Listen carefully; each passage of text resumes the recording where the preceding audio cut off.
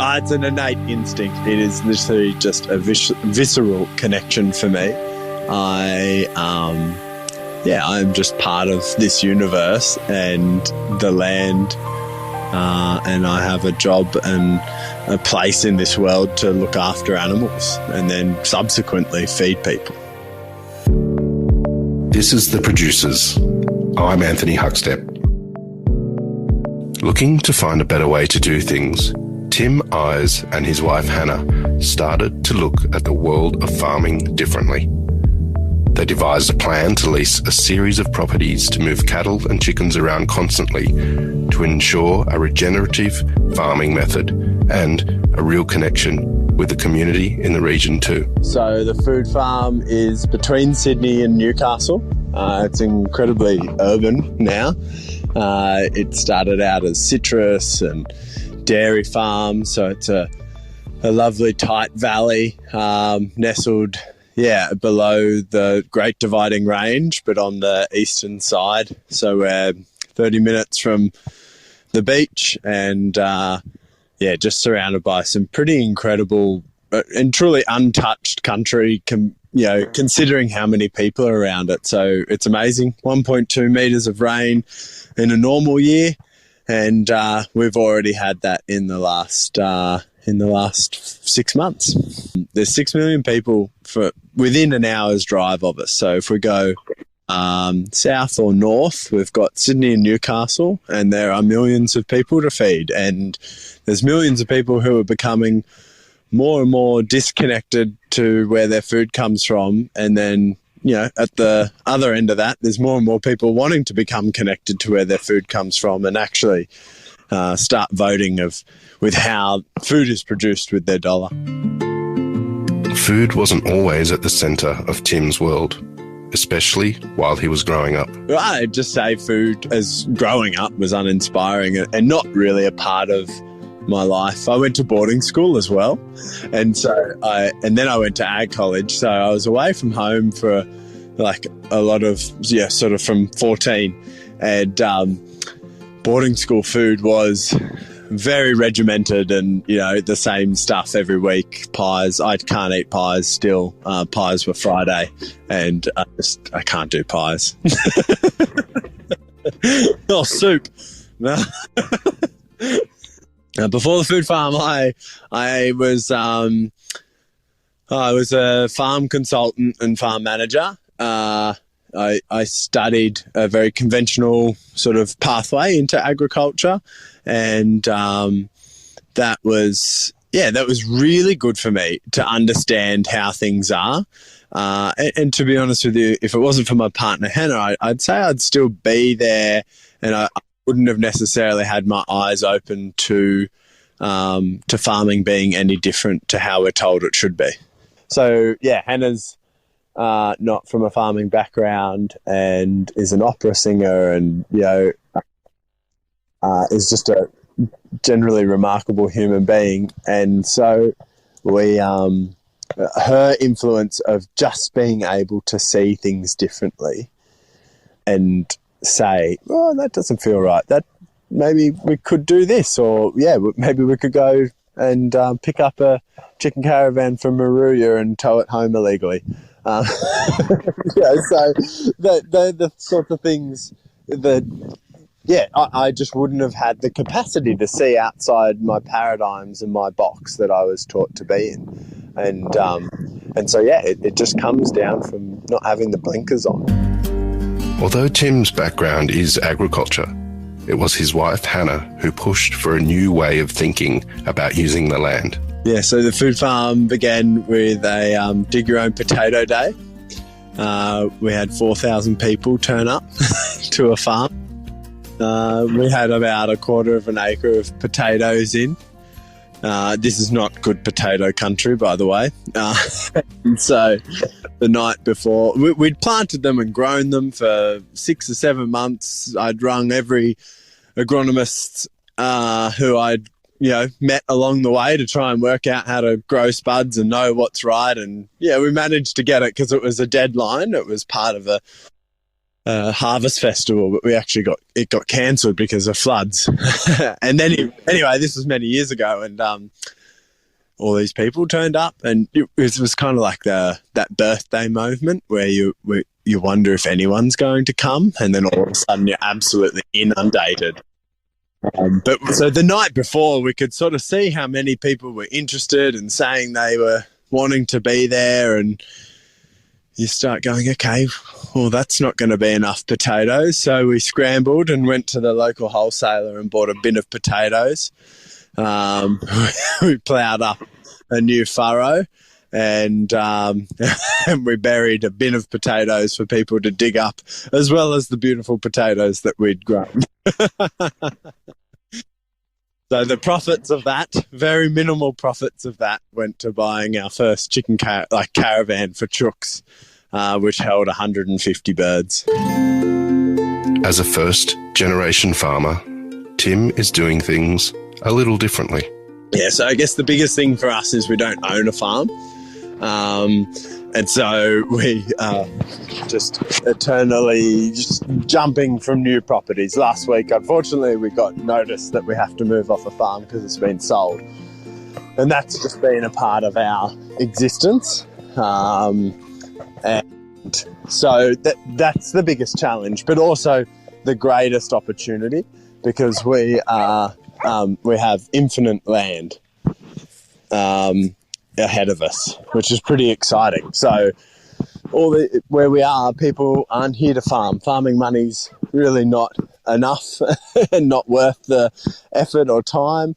And so, yeah, there's an amazing amount of land that's sort of underutilized, I would say. And we have the opportunity to farm it and bring this back to a food producing area. It's all about people at the end of the day. So we lease 7 farms. So we have 7 stakeholders as a minimum to deal with. Most of those people have a partner. So you've got 14 people to deal with, and most of them have kids. So, yeah, we're probably dealing with 45 people and their expectations, their understanding to truly do what we're doing. And that just comes with people challenges. So yeah, that's a huge part of it. And then I guess that the biggest thing is the uncertainty. As beautiful as it is to say that it is infinite for us to find land, it's also, probably the thing that'll keep you up at night is whether or not you're going to lose a farm, because most of them are handshake agreements. They're not, they're not 5-year leases or anything like that. Tim is growing cattle and egg-laying chickens, and it's an ongoing evolution to understand the land and the animals too. Yeah, so we've got pasture-raised meat chickens, and they're put out to pasture at 3 weeks old. They're fed a certified organic feed, and that's really important to us. I think food fraud's a huge thing at the moment, and we see it all the time. And if we want to use the terminology of organic or better than organic, which regenerative agriculture often does, we need to step up to the plate, and we need to be farming organically first. So that's really important for us. And then we have 1,000 egg-laying chickens, which are in 2 caravans. They're moved once a week, the caravans, but they're never locked in. So they've got Maramas that guard them and look after them. And then we've got our beef cattle as well. So all the cattle we process are from the Central Coast. They're farmed by us. So I also manage 2 farms, and essentially they're managed under our guidance and practices, and we're able to buy their calves off them. But we also run 80 head of cows ourselves, so we breed 80 calves a year and process those. Yeah, and that's something we're really open about, is we're not doing this perfectly yet, and I don't know if we ever will. There's plenty of books out there about it, but we just don't have the time to read them and do it all. But pretty well, animals are number one priority, especially our baby chicks. So making sure they're all good to go. every day is slightly different. So Mondays are the days, they're the worst day of the week, to be honest with you. That's when we have to take a steer to the abattoir, and we also have to take our chickens to the abattoir. And that's not something we take lightly at all. So they are, absolutely, absolutely the worst day of our week, but also one that every week we get to check in. Is this what we want to continue doing? Do we want to take lives to continue life? Like many farmers, Tim received support from friends and family, but soon enough connected to the greater community. Probably friends and family. To be honest with you, I don't sell to many friends and family at the moment. And that's, and probably comes down to price point and just not an understanding of why we do what we do and the benefits of it. So, but definitely, back in the day it was sort of processing a few steers here and there. And then the eggs were probably the next big step into some cafes, which gave us some really good momentum. And then, we've just had some remarkable people. The first big caravans we bought, that held sort of 450 hens. We drove past a farm that had one on there, and I looked at it and went, that's not being used. We should go and talk to them. So we didn't know before that we were able to pay for one of them, take both of them, and they gave us vendor finance essentially for the other one, and we'd never met them before. So we do come across the most extraordinary opportunities. And that's where the eggs expanded from and continue to grow. We'll probably go to another caravan this year. Because the 3 flocks is more beneficial in terms of the turnover of the animals and taking that fluctuation out. Keen to feed the millions within their food bowl, Tim believes the interactions of farmers' markets are invaluable. So weekly market in Everleigh, Carriage Works, which is probably Sydney's, most glittery farmers market, and it's a beautiful place to have a farmers market, and just wonderful farmers who've been there a very, very long time. So we do Everleigh, then we do Gosford market on a Sunday, but then Wednesdays are online orders being sent out, and we're pretty well delivering eggs to cafes and restaurants most days of the week. Our eggs are incredibly fresh. They don't even really have time to get into the cool room. They're virtually collected and sent out that day. People bought us presents at Christmas time at the markets with thank you letters. And we just never experienced anything like that before. You just meet remarkable, buoyant, excited, happy people, and who truly believe in what you're doing, which is just super exciting. You're just some great humans, but also some really genuine humans that'll tell you that they're having a really shit day. And that comes from our authenticity as well, I think. I wouldn't tell someone at Coles or Woolworths that I'm having a rubbish day, but they feel safe with us and that we get it.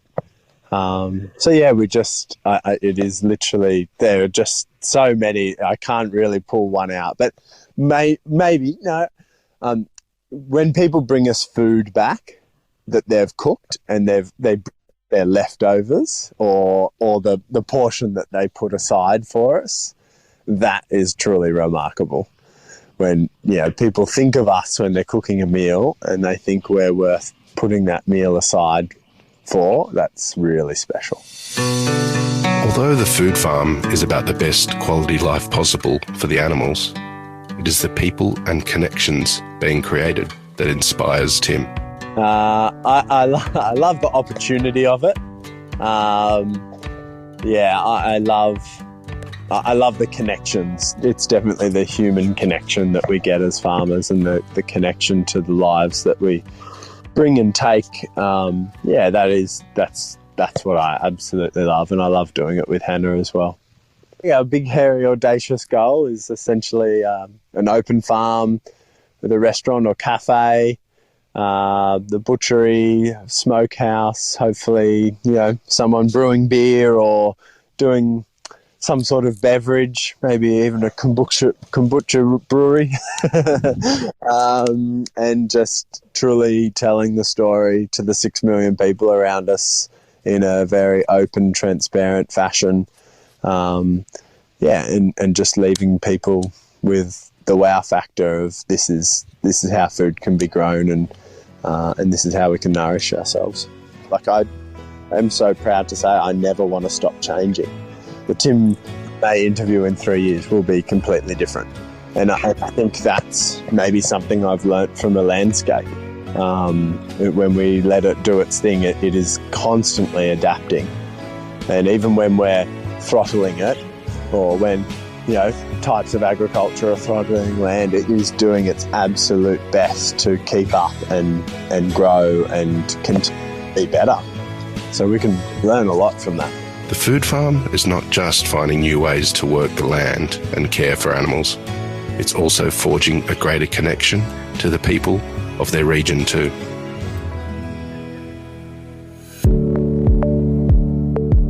This is The Producers, a Deep in the Weeds production. I'm Anthony Huckstep. Stay tuned as we share the stories of producers, farmers, makers and growers, the true lifeblood of the food industry. Follow us on Instagram at Producers Podcast, or email us at producerspodcast@deepintheweeds.com.au.